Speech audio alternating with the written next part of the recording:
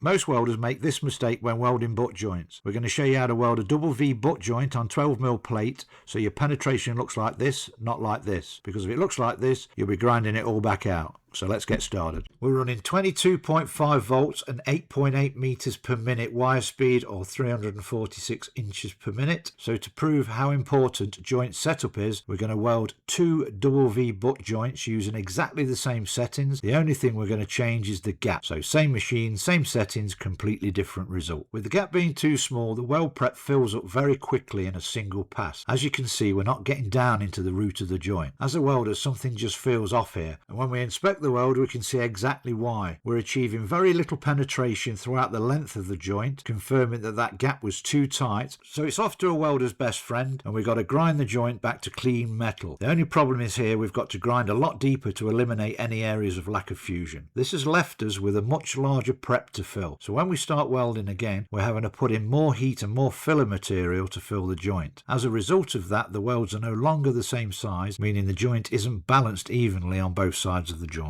As a result, you can see we've got undercut running down one side of the weld instead of a balanced even weld. So this time we've opened the gap up to 2.4mm and we're using a 15-degree push torch angle. So straight away you can see that the weld feels like it's sitting much lower in the joint, which tells us we're getting better penetration right from the start. We can also see that the weld is tying into the sides of the prep much better, giving us an improved fusion and a far more balanced weld profile. Unlike the last weld, which felt like we were fighting it all the way, this one feels much more natural. As you can see, this run has achieved full penetration, so there's no need to grind the weld back. This ultimately saves time and money when doing production work. However, good practice is always to lightly clean the root with a grinder before welding the second side. This removes any chance of welding defects in the weld. And all that's left to do now is weld the second side the same way as the first, keeping the welds even and balanced throughout the joint. The final step is to test the weld, and that's exactly what we're going to do in the video on screen now. It's going to highlight just how important penetration is and show you what correctly welded butt joints should look like.